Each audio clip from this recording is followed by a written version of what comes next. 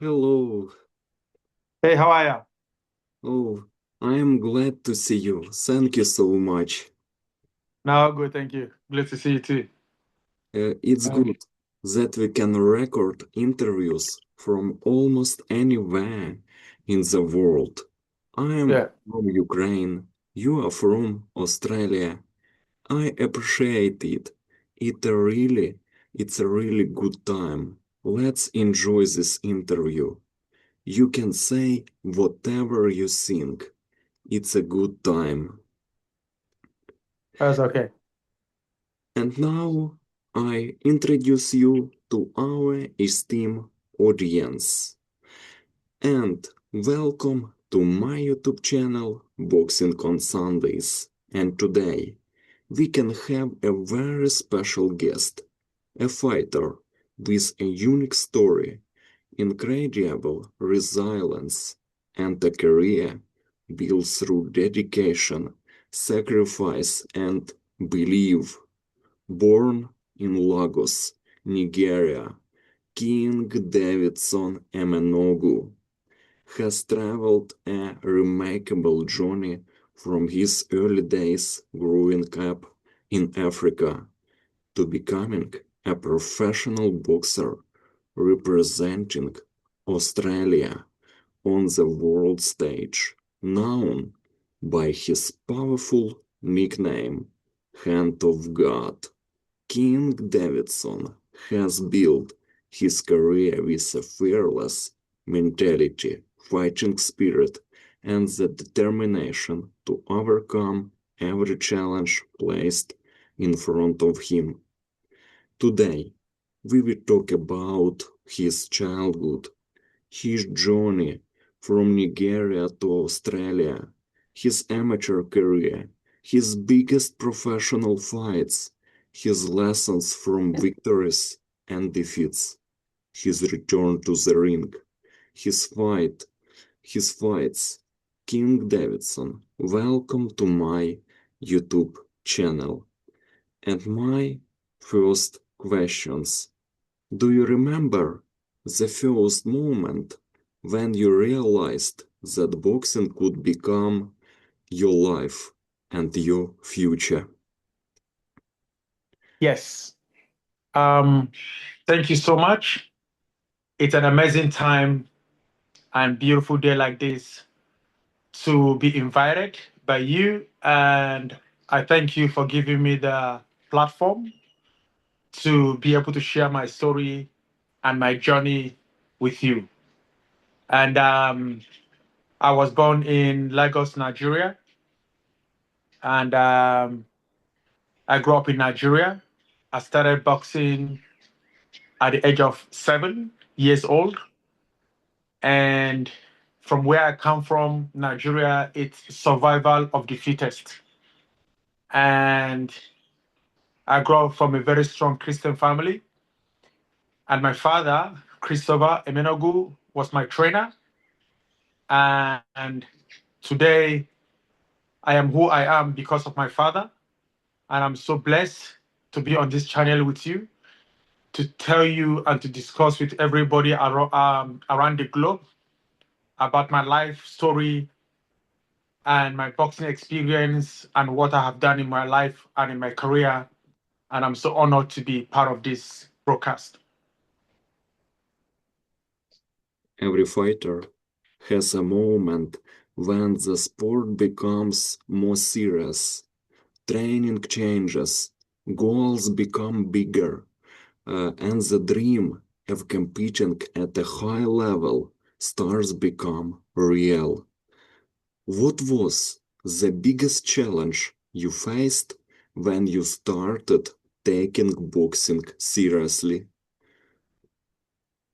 The biggest challenge is the ability to know, to make up my mind that this is what I want to do as a child, or should I say as a teenager. And I could remember when my father used to say to me, you have to train very hard. You have to sacrifice everything that's to get to the top. Because to be a champion, will be easy with hard work, but to maintain the championship, it's another biggest challenge in your life. So waking up every morning, going for my run, I have to eat the right food. Sometimes I do not even have shoes for training because of where I grew up from. There is no food sometimes. There is no shoes to train, but I have to be out there because this is what I feel like it's my destiny, and I feel like that's what God has called me to do. And with the help and love and support and pressure from my father, I knew that if I keep going the way my father wants me to go, boxing will be my destiny. And thank God today that I can look back and say, I have get to where and I have done what my father actually wished me well for. And I'm so proud of what I've done.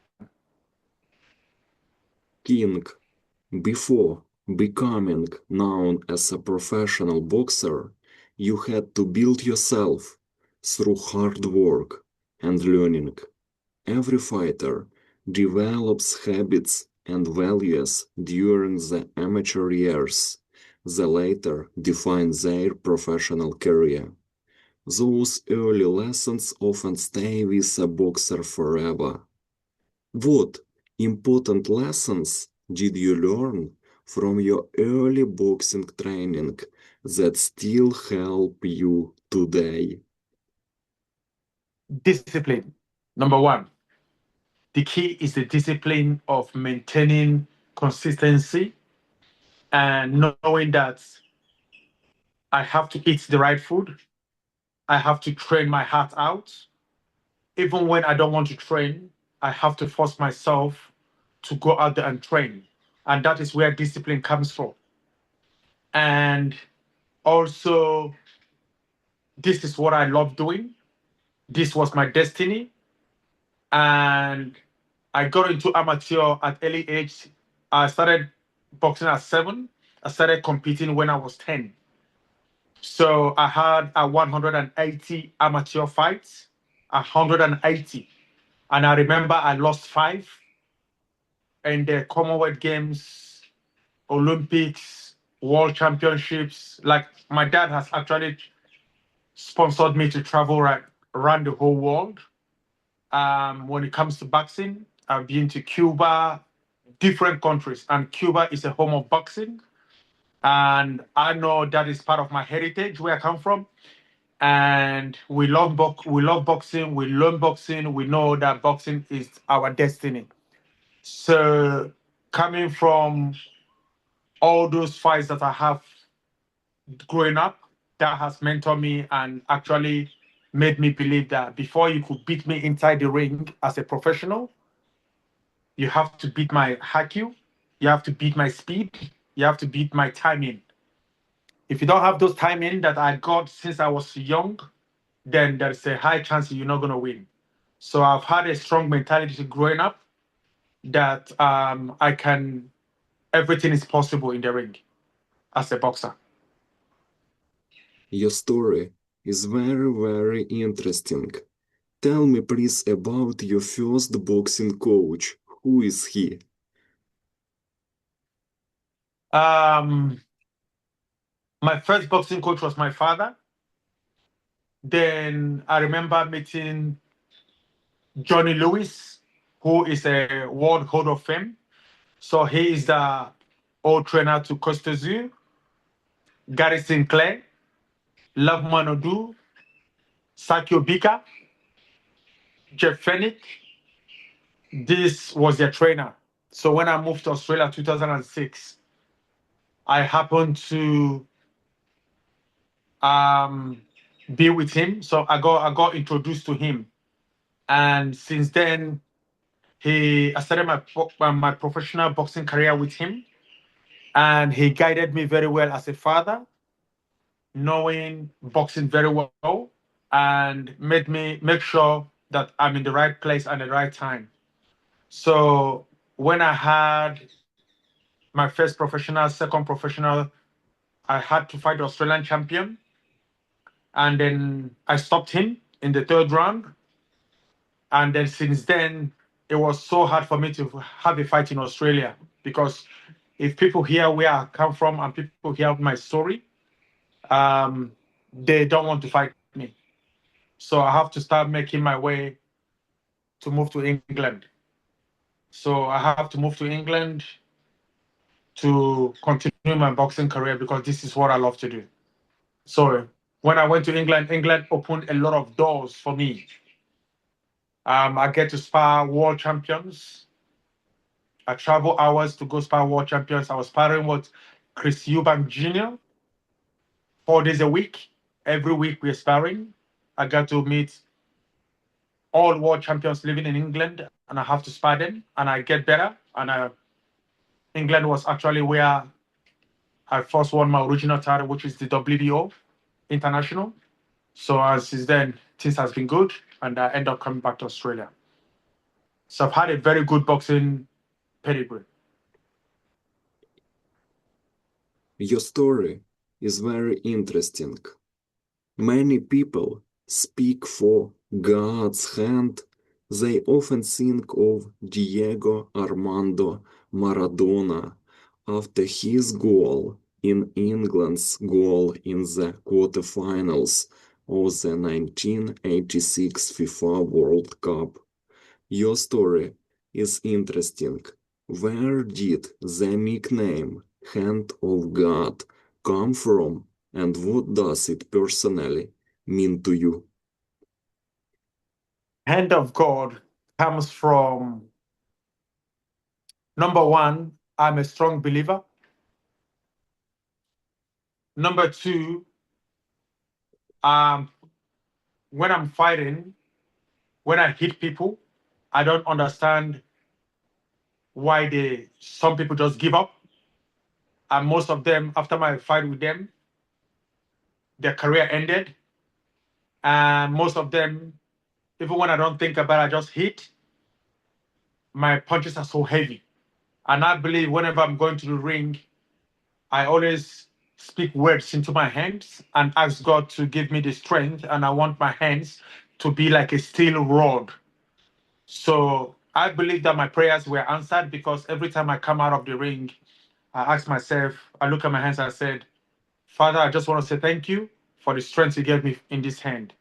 And that is where this nickname hand of God inspiration come from because I believe when I speak into my hands and I ask God for victory, I always get victory.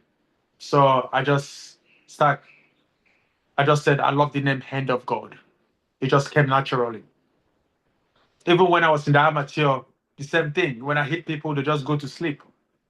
So I just believe God has strengthened me, gave me the powerful strength in my hands, and it was just unbelievable.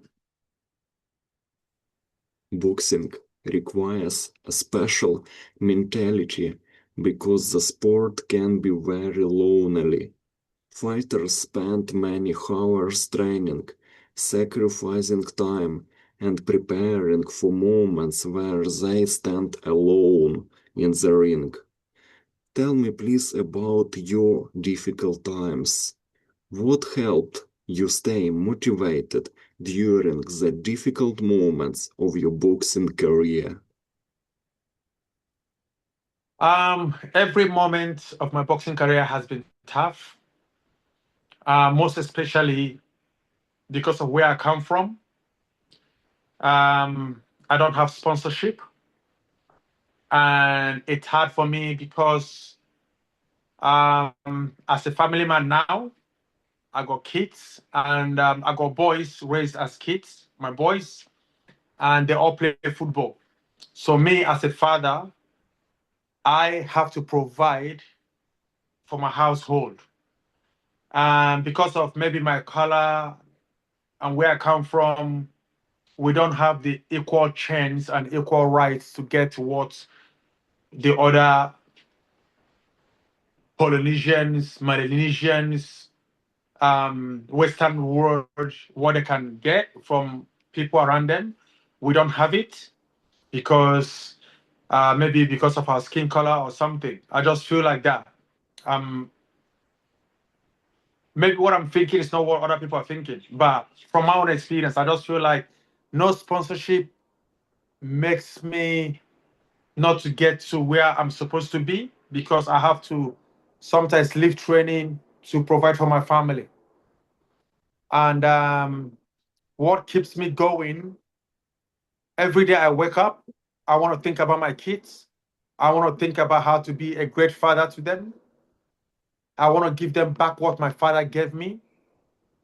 And I wake up every day knowing that I'm a father and I have responsibility. I've never had any alcohol in my life.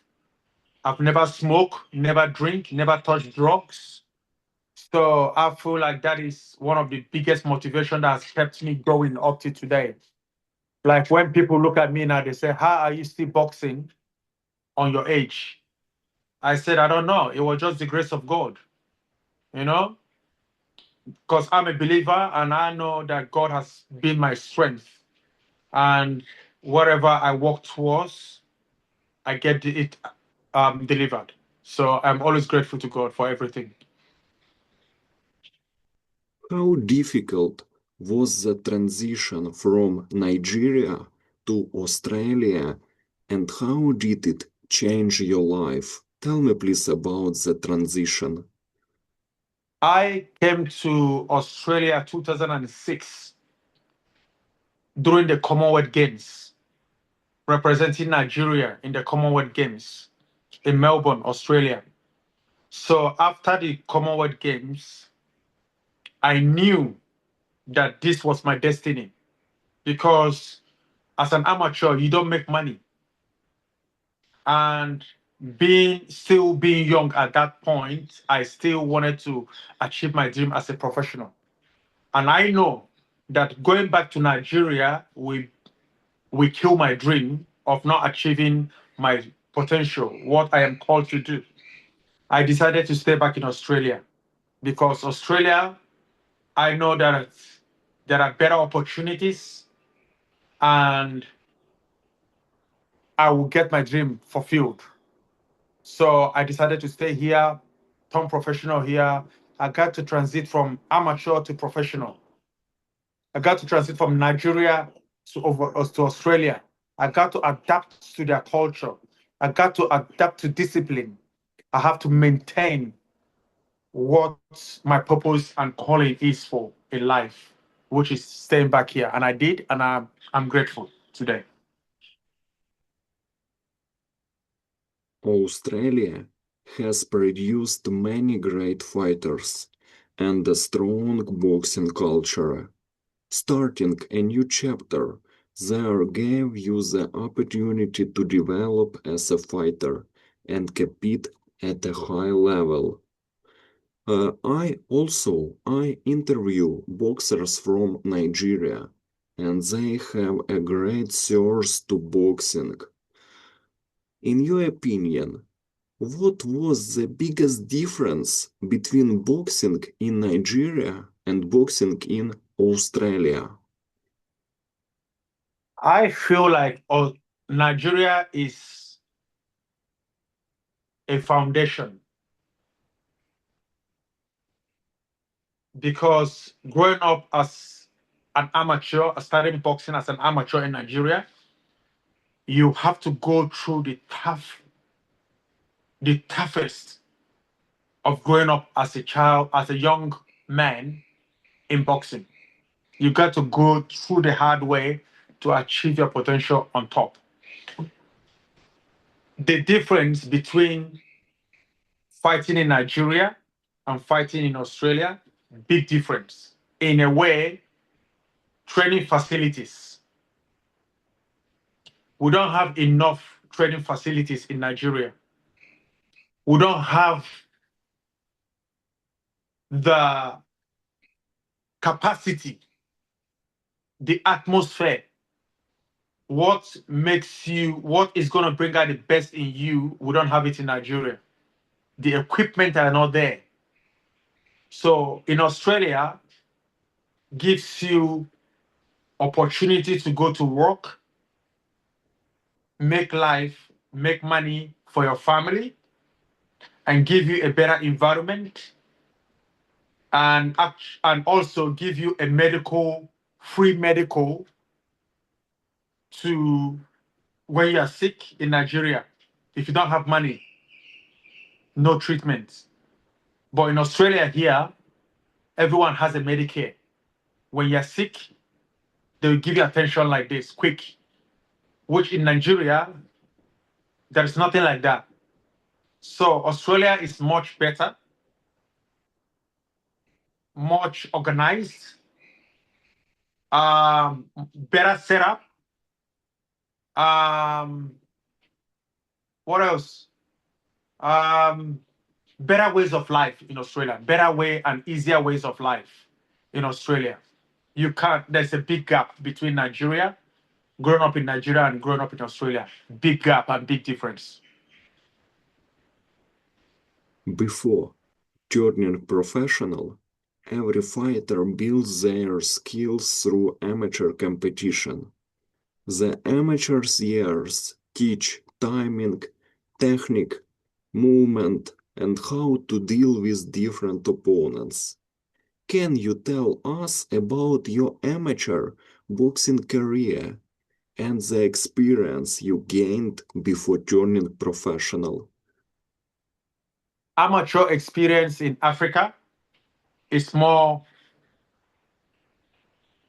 um, there are two things there. In Nigeria, you train very tough, very, very tough. Raining, sunning, and everything, you train. As an amateur, you got to go through that. And I was so lucky enough, most of my amateur, I learned boxing overseas. I travel a lot because my dad was there. So amateur in Nigeria, you train hard, you train, you got a big heart, you are ready to die at any time. But in the Western world, let's say in Australia, it's more softened, more softened. Maybe better equipment, but I think what makes us better and stronger as Africans are because of the equipment and the facilities and hard the hardware we train. That is what makes us tough, right? We can go there and start fighting, fighting, fighting, but the Western world, Australia teach you the basic, the movement, this and that, how to fight in and fight out, fight in and fight out smartly. But why in Africa, they just tell you keep going forward, just fight. So we are just tougher. Growing in Africa, you are tougher. But boxing here as an amateur is more of technique because they have the right equipment for that. But we don't have in Africa. So I think it's just two different scenario here, two different background. But I have grown to adapt to all of them because I was growing in Nigeria as a fighter and I was growing in the Western world. So I got to switch styles. I can switch styles anytime, any day. I can fight this style today. Tomorrow I'm coming with a different style. I can play with my patterns. I know how to rotate things, and I know how to get out of trouble when I'm in the ring because I learn boxing very well. And because Cuba is also part of my heritage, so we know footwork about boxing very well. We know football. We know the footwork. We know the ring very well. We know the ring. Wow. Yeah. By the way, your boxing style is very, very technical. Your style is amazing. Thank you. And amateur boxing is very different from professional boxing. The Yes. rhythm, scoring, preparation, and strategy all change when a fight enters the professional world. For you, what was the biggest adjustment you had to make when you moved from amateur boxing to professional boxing? Okay, as moving from amateur to professional, I knew that I have to train for a long period to be able to sustain me for 6 round, to be able to sustain me for 6 round, 8 round, and more. I have to know that I have to meet up 6 rounds, 8 round. I have to have the stamina to carry me to that, to lead me, or 12 rounds. But as an amateur, it's only for 3 rounds. It's all about speed. It's all about scoring and don't get scored. So it's a different scenario here. It's a different ball game. It's a different technique. You have to fight a way. In amateur, you don't have time to wait. You don't have the time to think too much. You gotta just execute your speed quicker, which I adapt to, which I did. But turning professional, it's a big deal because I have to train for a long hour. I have to climb the hills. I have to watch my diet. I have to do everything double. I have to double up everything I do. I have to have my sleep in time. I have to just do everything as a professional. But amateur, it's only 3 rounds. I can just do one run. If I go to the track, I can just do one run, two, three, four, stop. But as a professional, you have to do like 24 laps of run. I have to go to the hills and start climbing the hills, no stop. I have to do weights. I have to do a lot of weight. I have to do a lot of big difference as a professional. Big difference. And you have to be well disciplined. Without discipline, it's a zero. Your professional debut opened a completely new chapter. A fighter's first professional fight carries huge emotions because it's the beginning of a new dream. Do you remember your professional debut versus Mike 1% in 2007? And what emotions you felt stepping into the ring for the first time as a professional? Stepping into the ring for the first time on my debut as a professional, number one, I came from a very strong amateur pedigree. I knew that my style is something that Mike cannot cope with. Number one. Number two, he's had few professional fight before fighting me, but I knew that my technique, my speed, my power, and the man behind my corner, Johnny Lewis, I knew that I can pull up that victory very, very easy. But everything starts with the leading hand, which is my jab. And my jab, my speed, my power, everything was accurate. And I knew I was ready for the fight. Starting a professional career is never easy. Fighters must learn how to handle pressure, expectations, and the responsibility of representing themselves every time they compete. What was the hardest part of your first years as a professional boxer? The hardest part for you? The hardest part for me is the ability to switch off my brain and tell myself I'm getting into a professional world now. I'm getting into a professional ring, and the rings are all the same size. The gloves are different because the gloves are 6 hands, and I knew that um, I have to.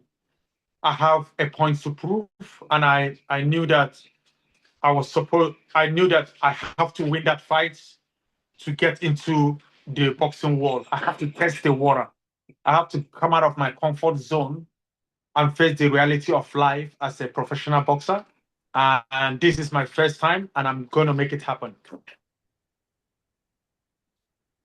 Looking At your boxing record, 2024-5, you have experienced many different types of fights, quick victories, long battles, and difficult nights.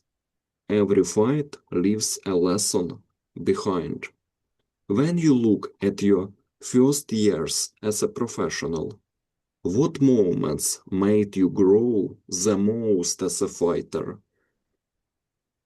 Um, what makes me grow more as a fighter is the ability to stay consistency. Like my father always said to me, to maintain what you have, it's the biggest part of boxing. You can win and become a champion, but to maintain that championship rank, it's a big deal. So I have to make sure mentally, spiritually, physically, I don't go out of the track. So to maintain consistency, it's something that I grow up knowing that it's a very hard task for me, but I have to get it done. And boxing is not a joke. It's not a joke. Absolutely, you are right. We don't play boxing. King, every professional fighter has a moment when people around boxing start noticing their potential. It's usually not only about winning, but about the way a fighter performs, the courage they show, and the personality they bring into the ring. When do you feel boxing fans and the boxing community started recognizing you as a serious professional fighter? Maybe it's in the fight versus Robert Tommy, uh, for, of, in the fight for the vacant Australian super welter title. I think when I won the WBO International, the world now knows that there is a new dog in the yard. The world know that okay, there is a new champion, and the world recognized me that I was somebody who comes to the ring with something to prove. And I'm not a fighter that you can just think about when you hear that you're fighting me, you have to stay awake because I don't have a particular style. I can switch style at any time, any day. So if you are fighting King Davidson, you have to think twice how to break me. How do you break me? You have to think a lot of ways to beat me. I've had few losses in my career, which are about 5 losses, and it was just because it was a short notice and I wasn't prepared for it. If I was given 2 months notice or 3 months notice, it would be a different chapter. But probably I'm at work and then I start getting calls, or you gotta come for a fight. And if the pay is good, why not? I give it a try. But every fight that I have prepared, I am not going to lose the fight. So the boxing world knows me when I'm stepping into the ring. They know anything can happen. With me, I'm a global athlete. You can't just manipulate me and beat me like a baby. You have to, you are in for a fight. With me, you are in for a fight anytime. Your career has included many different opponents with different styles. Your Yeah, background is big. One yeah. of the biggest challenges for any boxer is learning how to adapt and find the right strategy every night.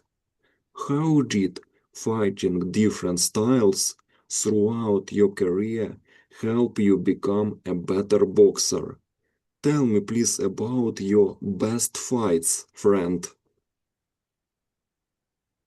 Um, the ability for me to adapt to every style is because I have sparred, I have been out there during my amateur um, starts. I was fighting every week. I have to spar four different people every week, and four different people with four different styles. And I learned that being to make a difference in boxing as a fighter, you have to have different styles of boxing. You have to you have to have the ability to transform from I'm in trouble to stay out of trouble. Am I winning the rounds? Are you thinking, okay, I'm winning the rounds or the fight is even? Am I losing the fight? You got to be able to tell yourself the truth. If I lost a round, I know I lose a round. If I win any round, I knew that I win the round. If the round is tied up, I know. So I try as much as I can not to lose rounds. If I know most time I lose first round, most time, or I tie it up. But when I come back second round, then my gears start going up. I am a fighter that when I started my professional career, 2 rounds, 3 rounds, 4 rounds, I start gassing out. But when I started getting into the world of boxing, when I knew that I have to have bends, I know that I have to train for longer rounds, and I know when to take a breath. I know when if I'm not ready to punch, I'll be on my feet moving around. If I'm not ready to punch, I will stay out of trouble. So it's such a mind game knowing when to go in and when to go out. And those are the things you learn when you're growing up from the foundation. It's like you want to build a house. You have to build a house in a solid foundation. If not, the house is going to crash. And that is also what I do with my kids. I start them from foundation. So when they grow up, they're not going to mess up. So it has been a tough journey for me, how to switch styles, but I make it easy for me knowing that I know best how to switch my rounds around. And I don't switch it to get in trouble. If I try to switch and I feel like I'm getting in trouble, I'll change another style. Just sometimes I can roughing you, sometimes I can outbox you, sometimes I can fight you, sometimes I go with high guy, sometimes I drop my guy. It comes down to different style that I want to do. Whatever I want, that's what I do because I am the master of the ring. I know the ring very well. I know the ring. Uh, it's very interesting. Uh, Thank you. your fight versus Andrei Mikhailovich. By the way, my name is Andrei, also Andrei, and he is my namesake. And you Yeah. suffered the only defeat by knockout in the fight against Andrei Mikhailovich. Everyone boxing fan knows Mikhailovich from his fight versus Janibek Alimkhanullah. In your opinion, what went wrong in that fight versus Andrei Mikhailovich? Maybe the preparation that went wrong. What do you think about this fight? I'm not going to make excuses. Um, that night was his night. He's a great fighter. He's young. And I got a 2 weeks notice for the fight. And I have to cut about 11 kilos or 12. No, I have to cut 14 kilos for the fight. And I was drained. So I didn't have enough energy to recover. And that was like my biggest mistake in my boxing career because I was not supposed to, because the money was good, I was not supposed to take that risk. And um, I even overweighed the first day and I was asked to go and get it off. So I wasn't having enough energy with me. There was no energy inside me. There was nothing. I was like empty. So even though when I eat, I tried to eat, but I couldn't get it in. So I was like a bit flat, and I was trying to use the round one to warm up properly. And then I just get caught. So I gave him the respect and I gave him the kudos because he's the better fighter of that night. And I will never make that mistake again. It was too Right much weight now, for me to cut. 14 kilos, it was too much. It drained me. My brain, everything was gone. So yeah. right now, do you want the rematch versus Mikhailovich? It depends on which weights. It comes down to because with my age now, I am not going to start carrying 3 kilo, 4 kilo, 5 kilo anymore. If he feels like it will be a great fight with him again, but this has to be right. For example, time.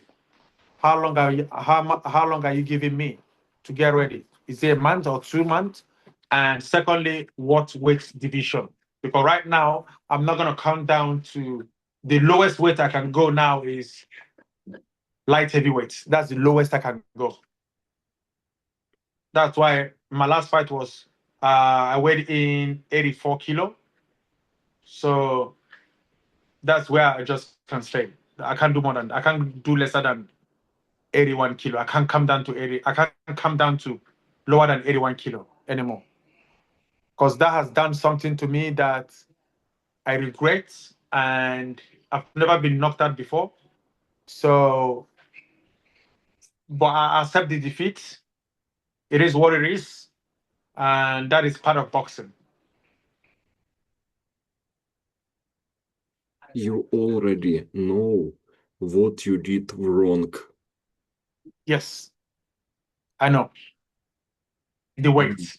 and right now you have competed in the light heavyweight division, a division known for powerful punches and physically strong athletes. This division is one of my favorites. Very interesting division. So many great boxers. Fighters at this weight must combine skill, speed, and And strength. power. Yes.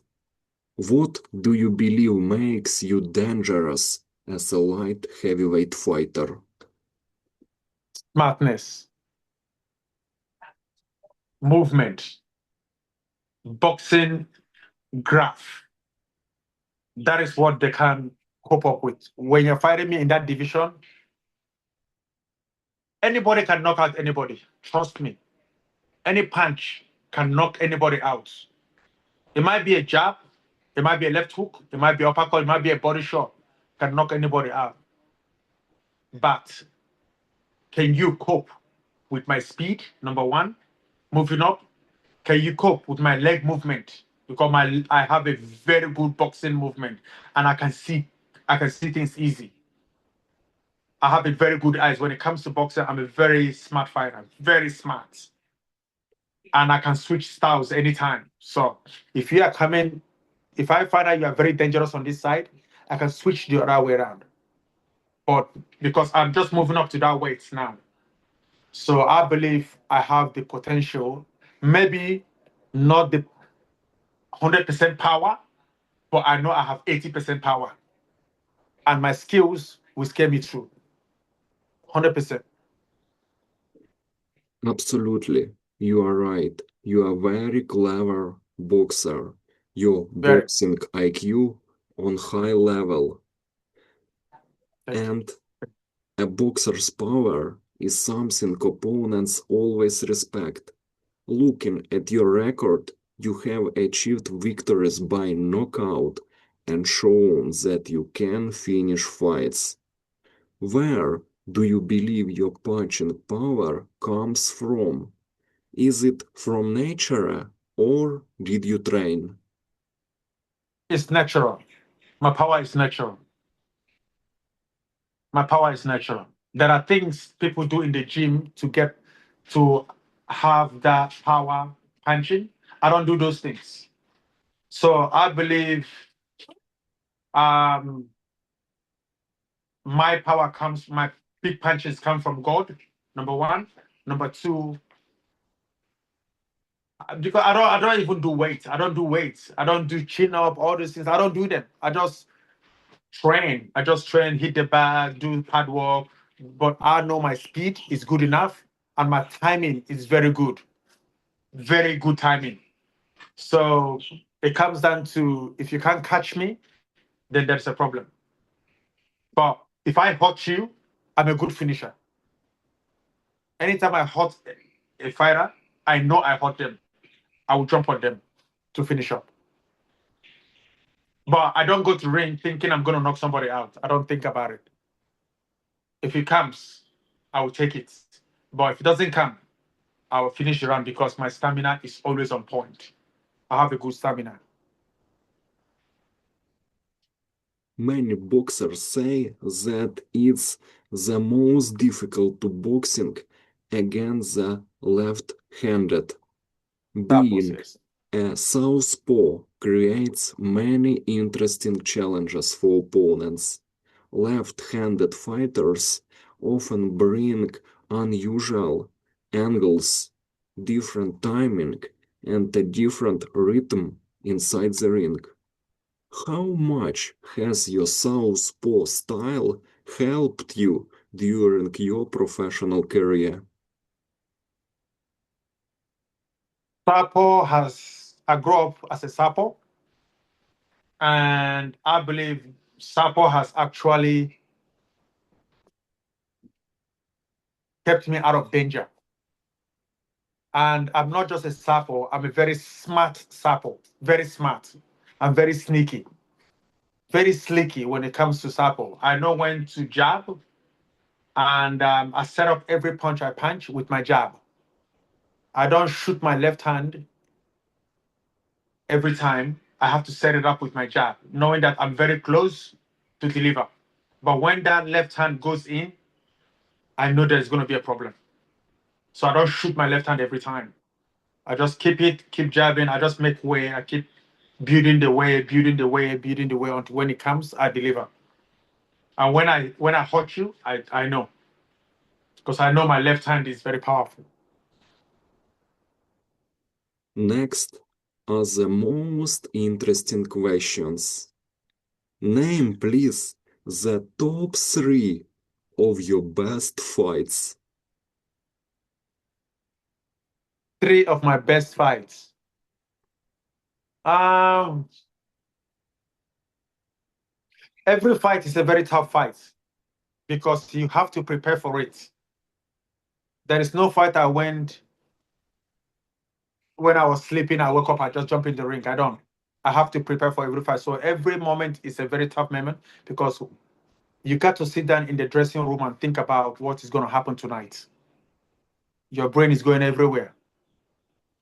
But I would say my best three fights is when I became the WBO International Light Middleweight Champion of the World in England against Joseph Lamte. The second one, it's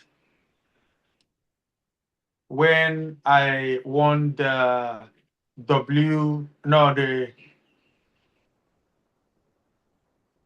uh, when I won the PABA title, Pan Asian Boxing, because it took me for 12 rounds. That's for 12 rounds fight. And then my last fight 2 months ago, when I fought a very young prospect, everybody said I was the underdog, and everybody wrote me off, thinking about my age, 2 weeks notice, and thinking I'm not going to pull up that victory. And they offered me a good money, and they said, "Oh, he's coming to lose." And I silenced everybody on national television because I knew I was smarter than him. I knew. After the first round, I knew that he has no power to hurt me because he's been in that division. So I wanted to test. That was the first time I jumped into that division. I said, let me try what is going on. So in the first round, I covered up just to see what goes on. So when he hits me with a couple of punches in the first round, first minute, I'm like, okay, I got this. So I switch my style. So every round, I switched my style because my brother was in my corner. My younger brother, who is also a boxer. We came to the Commonwealth Games together. So he was in my corner. We were changing styles. So every round he told me change his style. Every next round, this one. So he was playing to my game plan. So I knew that I had him after first round. And then that was like one of the biggest victory I've pulled out when everybody doubted me and I made it happen. So yeah. Oh, what fight? You were the most in pain of the fight. Which fight disappointed you the most? Fighting Andrew was my biggest regret. And I knew where my mistake came from. It was the cutting of the weights. You can't cut a weight, you can't cut 14 kilos in 2 weeks. You can't do that. I knew that was my biggest problem and that was my biggest regret. But as a sportman, you have to have the ability to accept defeat and take it in a good way. And I took it. My friend, come back. The comeback of a fighter often shows more about their character than their victories. You have a true character, strong character. Returning after disappointment requires belief, discipline, and mental strength. I respect you. Thank you. How Thank you. did you mentally recover after the hardest moments of your career? Mentally recover? Mental recovery is about me telling myself, realizing that I made a mistake, realizing that this is not going to happen again, realizing that this is sports, anything can happen, knowing that I am healthy and I'm going back to my family, to my loved ones, knowing that people love me genuinely, and knowing that I'm a true champion and I have to accept defeat.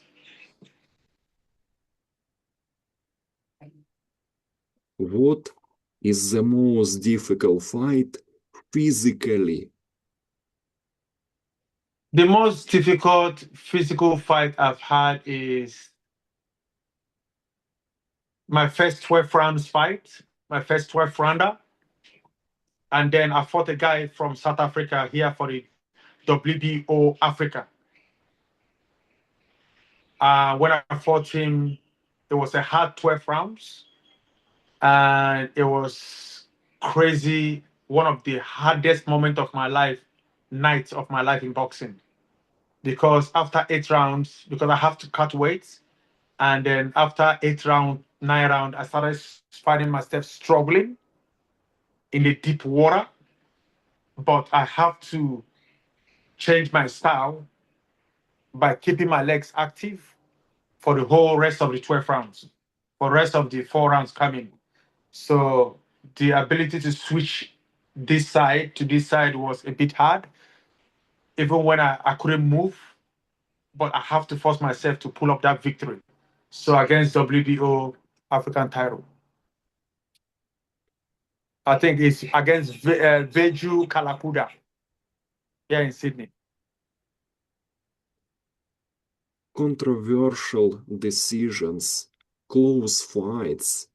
This is professional boxing. Tell me about it. Have you been robbed by judges throughout your career?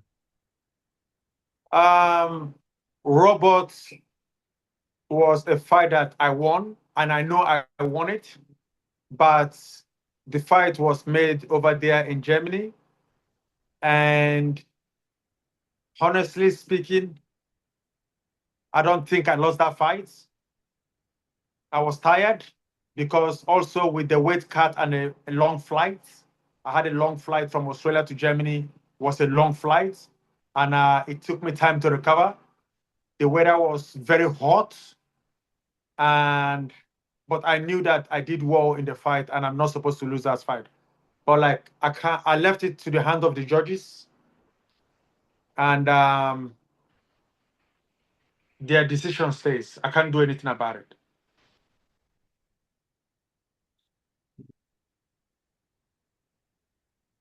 And a professional boxing career is not only built inside the ring. The training camps, sacrifices, injuries, and daily discipline are a huge part of the journey. What sacrifices have you made throughout your boxing career? Tell me please about your sacrifices. The sacrifice I made throughout my boxing career is the ability to leave my family, the ability to leave my loved ones, leave my mother behind, not see my mom for years, chasing my career, leaving my kids at home, traveling for a fight, not eating proper meals when I want to eat them, staying disciplined. The love of everything about my discipline is knowing that, hey, I don't drink, never smoke, never touch drugs. So those are the blessed moments and sacrifice I've done for myself and my career.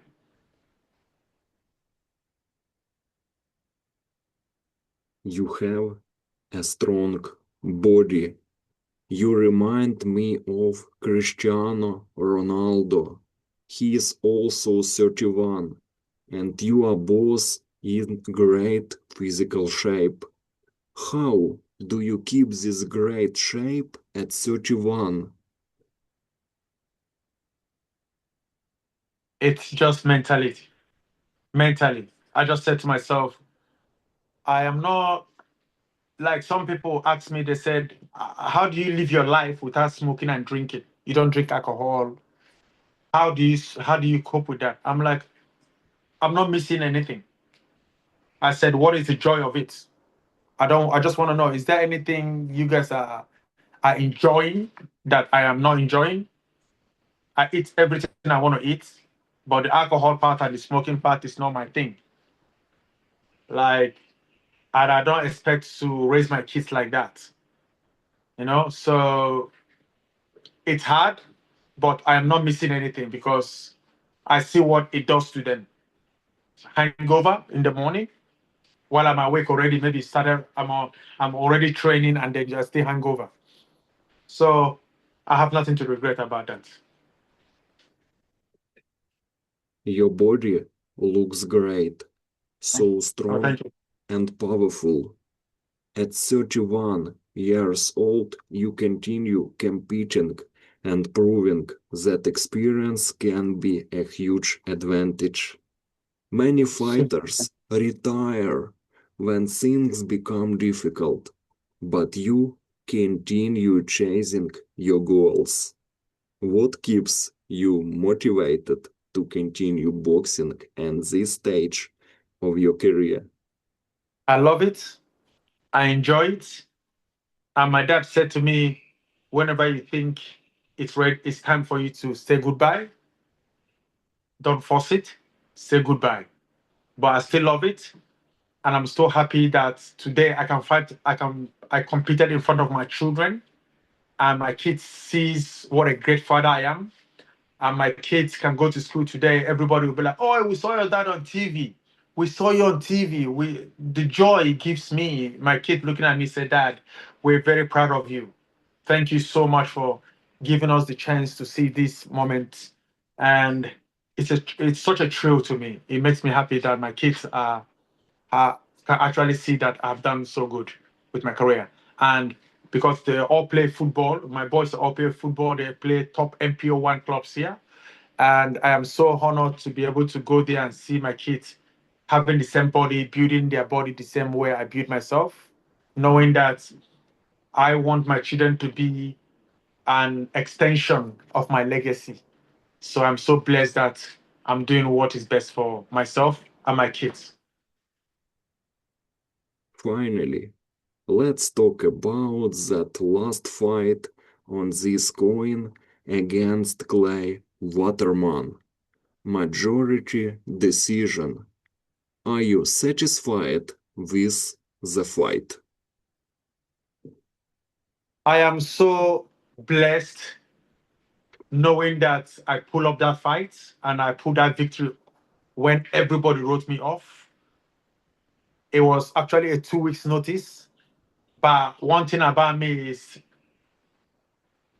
off season and on season, I'm training because I have learned from my past mistakes and I don't want to make that mistake again. So off and on, I'm still training. So they never knew I was training. And I was very smart when it comes to that ring. Very smart.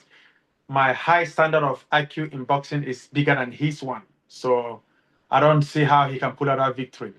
The I got a knockdown, but it wasn't awarded by the ref, but I accepted the way it is. And the most important thing is when I came back from the it was in round four. When I came back round four, my brother said to me, "Don't worry about the knockdown. Let's keep going forward. We've got another 4 more rounds to go. So we'll just keep playing until we got the victory." One judge was wrong. He Yes. gave a The draw. fight draw. Yes. Yeah, draw. Uh, he Yes. is also my namesake, Andrew Lazic. In my opinion, this is a mistake. What do you think about this decision? Well, there are refs, there are referees, and there are judges. I can't say anything about it. The most important thing is I got the victory done tonight. That night, I got the victory because I know I was winning the fight. So there is no way it will go that I will lose the fight, and there is no way it will go. It will be. It's either even if they say split decision, I know I got it. I know I was reading the fights. I was moving when I was supposed to move. I was punching when I'm supposed to punch. I know how to steal the rounds off. Every 20 seconds to go, my brother tells me 20 seconds to go. So we know we have him. My friend, when is your next fight? I don't know. I'll wait and see. I'll wait and see. King, before we finish this incredible conversation, I want to say that your journey represents much more than boxing results. It represents courage, sacrifice, discipline, and the belief that a fight can continue chasing his dreams, no matter how many challenges appear along the way. You have traveled from Nigeria to Australia, built a professional career, faced many different opponents, experienced victories and difficult moments, and continued to show the heart of a true warrior. Your story can inspire young fighters around Thank you. the world who are trying to find their own path in boxing. Thank you so much for this incredible interview. And Thank you very much. my final question. When people look back at King Davidson's boxing career many years from now, what is the one thing you want them to remember about you as a fighter and as a person? Never give up, believe in yourself, and everything is possible. This was King Davidson, the Hand of God, here on my YouTube channel, Boxing on Sundays. Thank you, King. It was a pleasure and an honor. Thank you. Thank you very much. Thank you. Goodbye and good Okay. luck in everything. I believe in you. Thank you very much. Thank you very much. I'll speak to you again. Thank you.